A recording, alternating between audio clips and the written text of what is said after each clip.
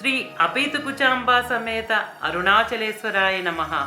ఓం నమో భగవతే శ్రీరమణాయ. ఓం సుందరేశాయ నమః. అరుణాచలమనుచు స్మరించు వారల అహము నిర్మూలింపుము అరుణాచల.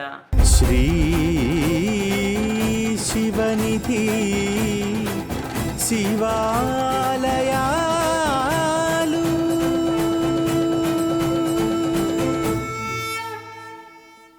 శ్రీ శివనిధి శివాలయాల కార్యక్రమంలో ముందు భాగంలో శంభువరాయల కాలంలో అరుణాచలేశ్వర ఆలయ అభివృద్ధి ఏ విధంగా జరిగిందో శిలాశాసనాల ద్వారా తెలుసుకున్నాం.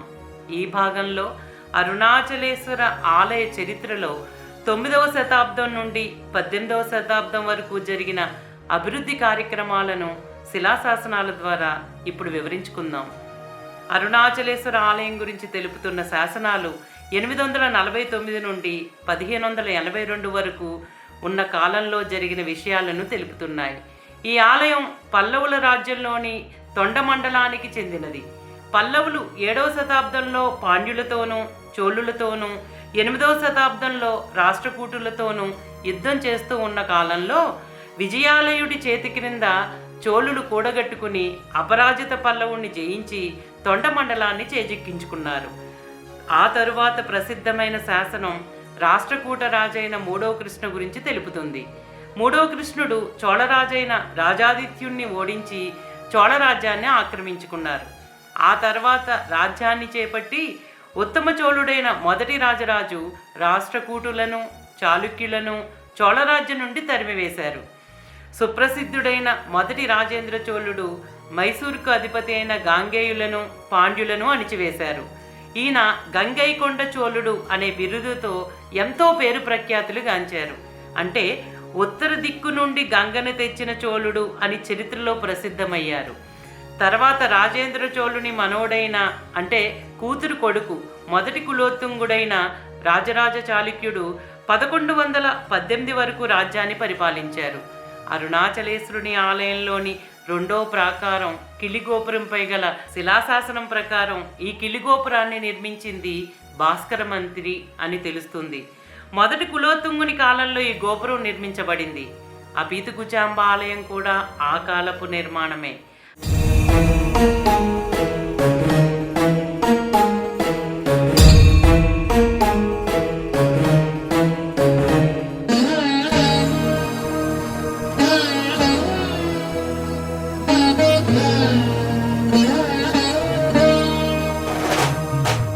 ఆ తర్వాత చోళరాజుల్లో ప్రసిద్ధమైన వారు 3వ కులోత్తుంగుడు.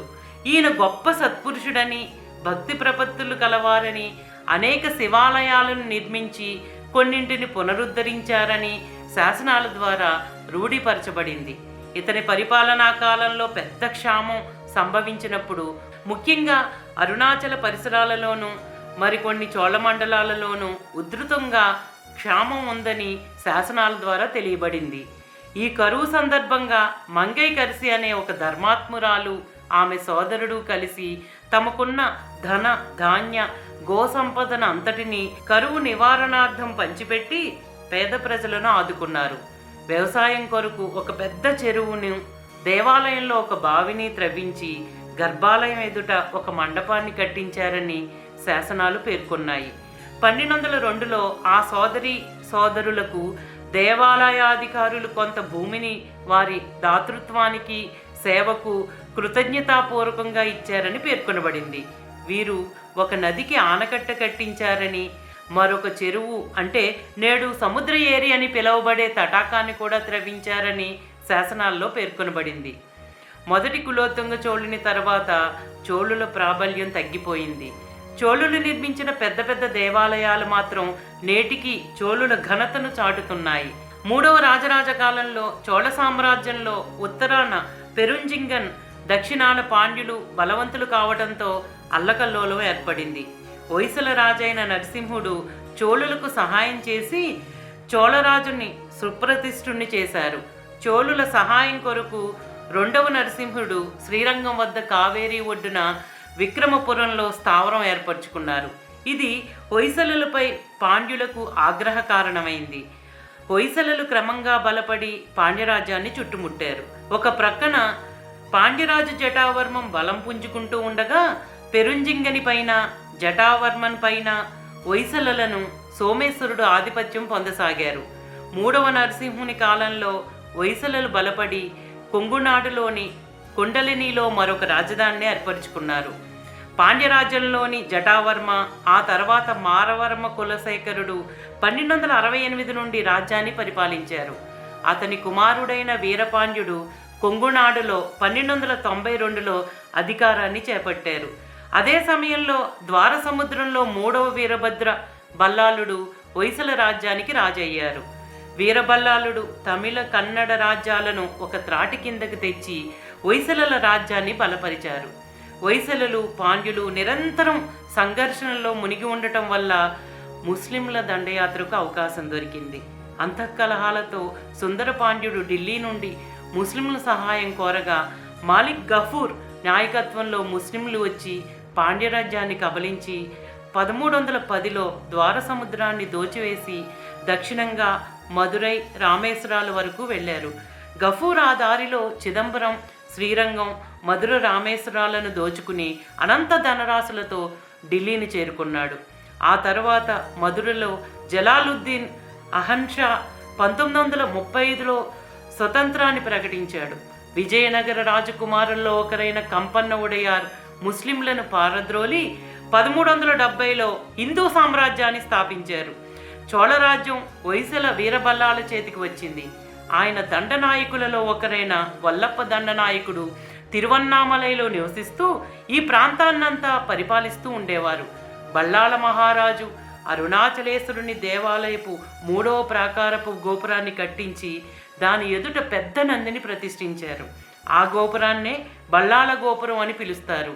తిరువన్నామలైని తమ రాజధానిగా చేసుకున్న బల్లాల మహారాజు 1292లో ద్వారా సముద్రమైన హలిబీడిలో హొయసల సింహాసనాన్ని అధిష్ఠించారు.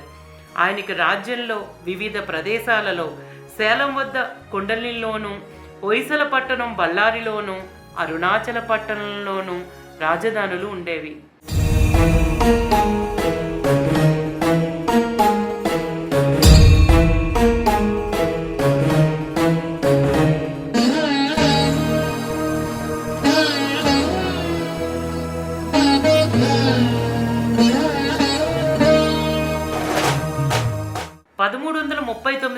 బళ్ళాళుడు హొయసపట్నంలో రాజ్యం చేస్తూ ఉండే సమయంలో ఆయన గొప్ప శివార్చన చేస్తూ ఉండేవారు. ఆయనకు అరుణాచలేశ్వరుడు ఇష్టదైవం కావటం వల్ల ఎక్కువ కాలం తిరువన్నామలైలోనే నివసిస్తూ ఉండేవారు. అరుణాచలేశ్వర ఆలయానికి ఎన్నో మండపాలు కట్టించి వాటిని విస్తరింపచేశారు.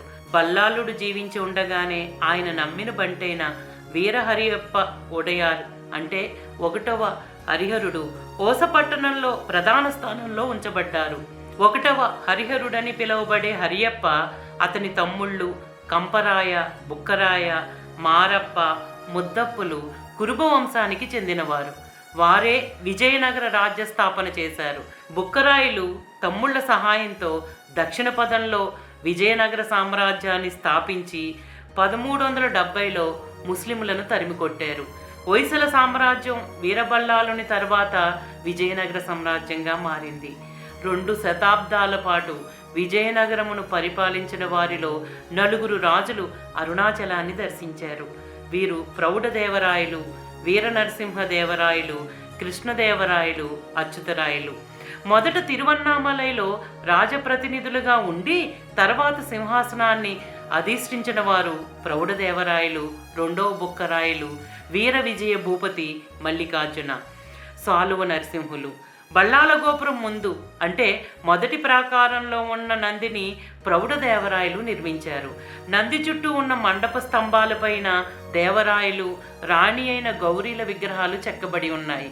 కంబత్తు ఇలయనారు మండపంలోని స్తంభం మీద సుందరేశ్వర సుబ్రహ్మణ్యుల ఆలయ గోడలపై కూడా ఈ విగ్రహాలు చెక్కబడి ఉన్నాయి. శ్రీకృష్ణదేవరాయలు అరుణాచలేశ్వర ఆలయాన్ని అనేక సార్లు సందర్శించారని, గోపుర మండపాన్ని నిర్మింపచేశారని, అరుణాచలేశ్వరునికి అపీతకుచాంబ అమ్మవారికి ఎన్నో ఆభరణాలను చేయించారని శాసనాల ద్వారా తెలుస్తుంది. పూజాదులు నిర్వహించటానికి ఎన్నో దాన ధర్మాలు చేశారని శాసనాల్లో పేర్కొనబడింది. కృష్ణదేవరాయల కాలంలోనూ తరువాత 1542, 1570ల మధ్యకాలంలో రాజ్యమేలిన సదాశివరాయల కాలంలోనూ చేయబడిన దానాల యొక్క శాసనాలు ఆలయంలో లభించాయి. తరువాత తంజావూరు నాయక్ రాజులు ఈ ప్రదేశాన్ని పరిపాలించారు. తిరువన్నామలై ఉత్తర దక్షిణ మార్గానికి మధ్యలో ఉన్నది గనుక రాజులందరూ తిరువన్నామలైని తమ రాజ్య కేంద్ర బిందువుగా చేసుకుని ఎన్నో యుద్ధాలు చేశారు. 1791లో టిప్పు సుల్తాన్ తిరువన్నామలైని ముట్టడించి వశపరుచుకున్నాడు. ఎన్ని యుద్ధాలు జరిగినా అరుణాచలేశ్వర దేవాలయానికి మాత్రం ఏ ప్రమాదము జరగలేదు. ఇది ఒక మహా అద్భుతం.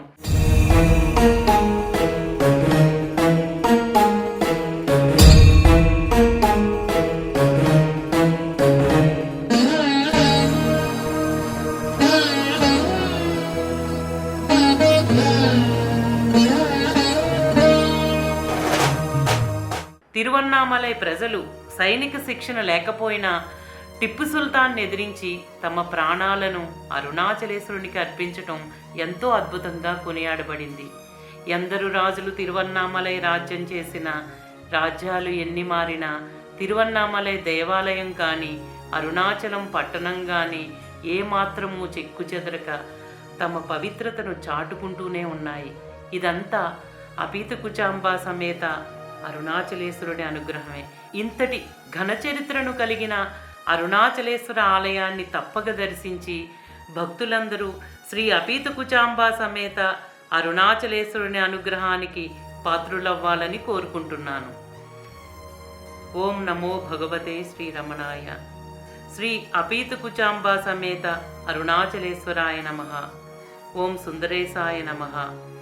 ప్రేమతో నీనామమాలించు భక్తుల భక్తుగా బ్రోవు అరుణాచల.